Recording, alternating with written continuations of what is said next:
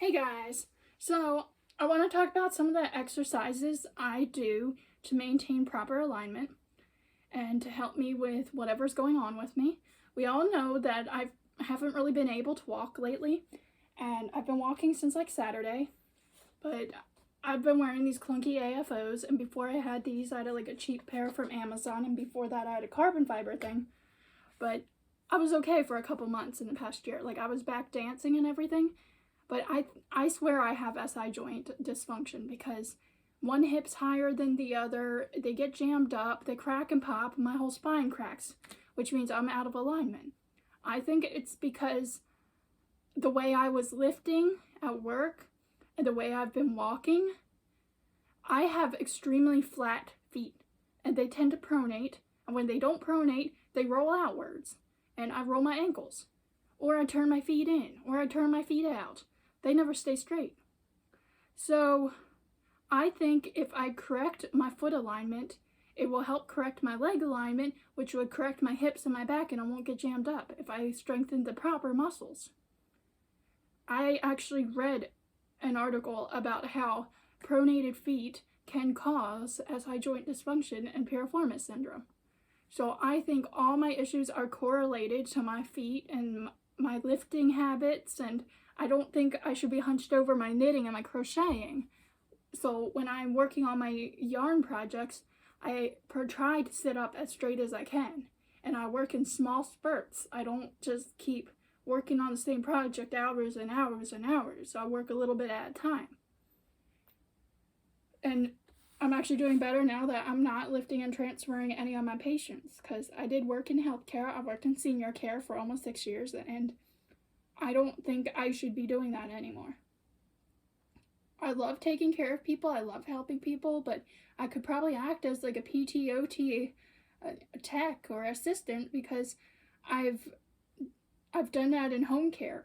I've been able to do like massaging the swelling out of people's feet and like doing small little range of motions exercises to help with the feet. And I know like playing with a balloon and playing catch with a ball and doll therapy, and even just having like a cuddly blanket and managing sundowners and stuff. I can do stuff like that. But I'm not lifting anyone. I'm not picking anybody up. No thank you. Not even a little kid. I don't want to pick up a little kid. I don't want to pick up anybody. So I'm going to show you some of the foot exercises I did. So we all know I was a dancer. So all these exercises come from dance. These are pretty much ballet exercises.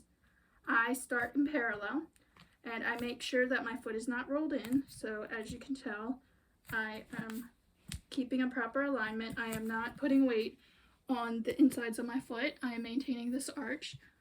So I'm going to turn sideways so you can see exactly what I'm doing. I just rise up and down on my toes. I just do releves, maintaining the proper arch.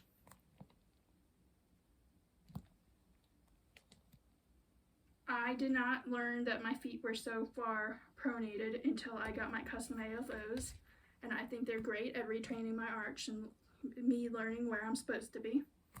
So just releves. Then I move into prances.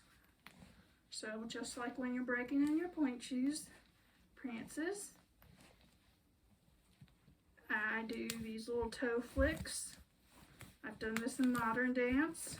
I don't think we do these in ballet, but I remember doing toe flicky things like that. And then I do some tendus. Let's get back here. So I do tendus with working my toes and working on keep maintaining those feet. I do work a little bit in turnout, so just tendus and releves. I don't really work in fifth position except in parallel, because I'm not strong enough to maintain a fifth position, and that fifth position just seems very harmful on my hips and my back at the moment. So I work in parallel, like a parallel fifth. So it's just like walking in tandem. In physical therapy, I remember walking in tandem. That was a few few years ago, this round of physical therapy, I was barely walking. But, so, yeah. So I feel like I have a lot of new muscles working that I'm not used to, and I'm doing great. I pretty much am able to get around. I can get up the stairs now. I couldn't walk up the stairs before because I was so, it's like I couldn't get my weight on my legs.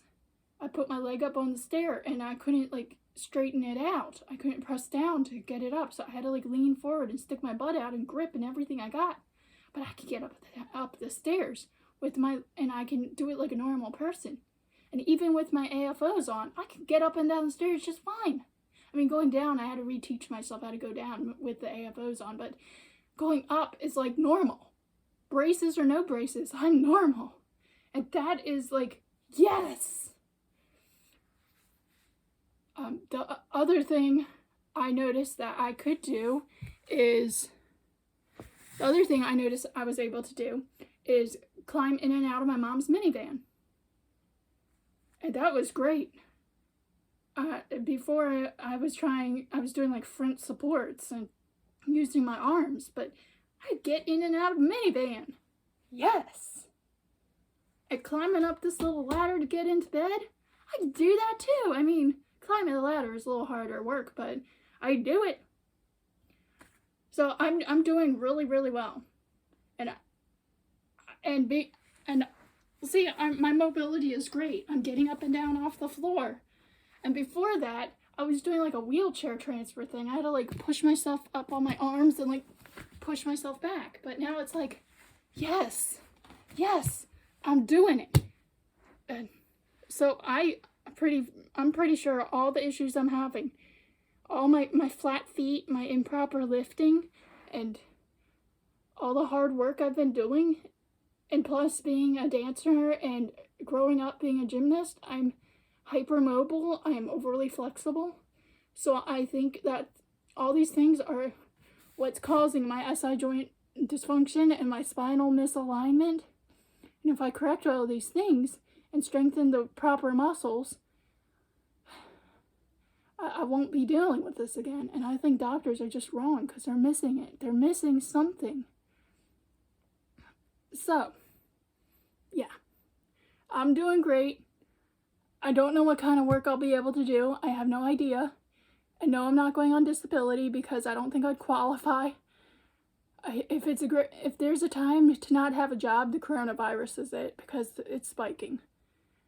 And I really don't want, I know I'm weaker. I've had pneumonia 3 times in my life. I am prone to respiratory stuff, so I should not be out doing a lot of work and getting contaminated. So, yeah, I'm doing okay. I still have my Etsy shop running, and that's pretty much my main source of income besides filling out surveys on Survey Junkie and making 3 pennies per survey that I don't qualify for, and that's a lot of clicking around and putting your birthday and your zip code in just to fill out a survey, and that's a lot of 3 pennies. 3 cents, but at least it's money. But, so, I'm doing well.